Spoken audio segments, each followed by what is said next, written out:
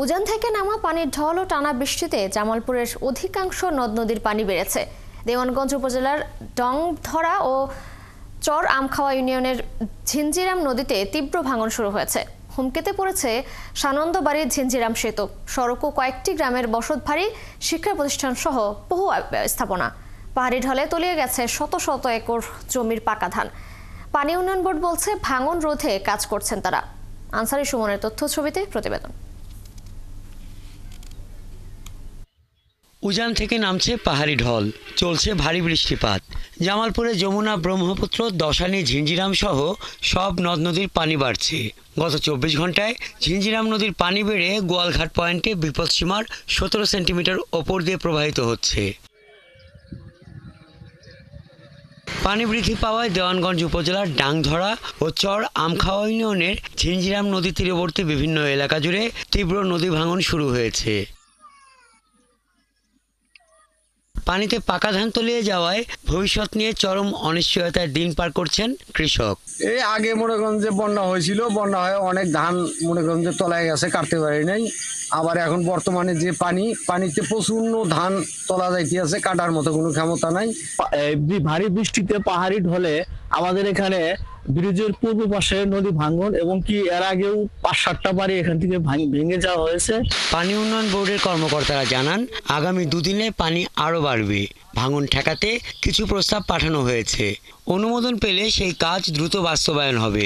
ব্রিজের guide bank ভাঙন কবলিত হয়েছে, এ ব্যাপারে সংশ্লিষ্ট দপ্তরের সাথে কথা হয়েছে, তারা এটা তাদের নজরদারিতে রয়েছে।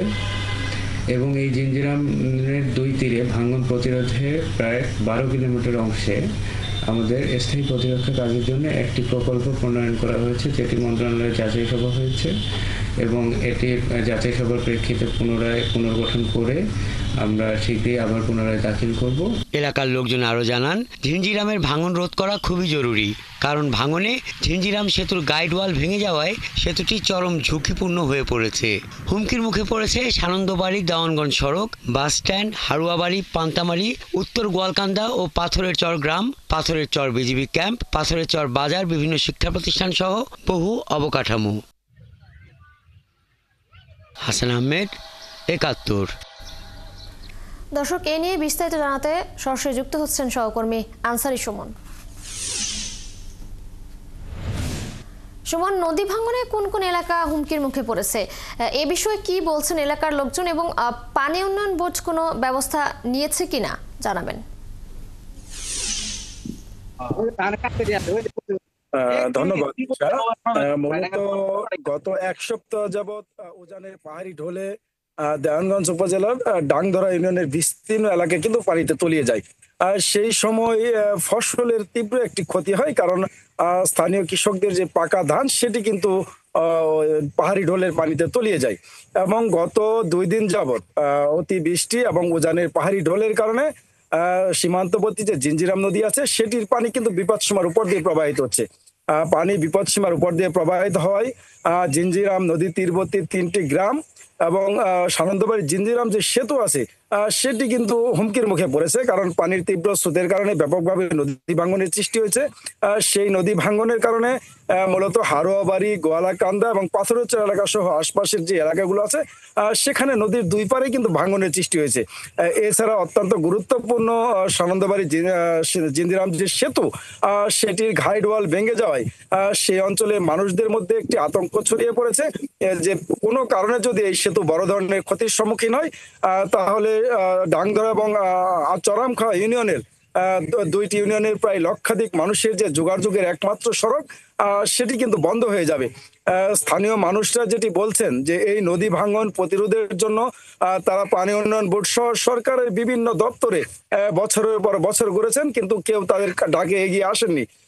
যদিও পানি উন্নয়ন বোর্ড সহ অন্যান্য দপ্তর বলছে যে ওই অঞ্চলের ভাঙন রোধ তারা সর্বাত্মক চেষ্টা করছেন, এবং পানি উন্নয়ন বোর্ড যেটি বলছেন যে তারা একটি 12 কিলোমিটার কাজের একটি স্থায়ী বাঁধের একটি প্রস্তাবনা ইতিমধ্যে মন্ত্রণালয়ে জমা দিয়েছেন এবং সেটি পূর্ণ মূল্যায়ন হচ্ছে, সেটি আবারও তারা মন্ত্রণালয়ে পাঠাবেন।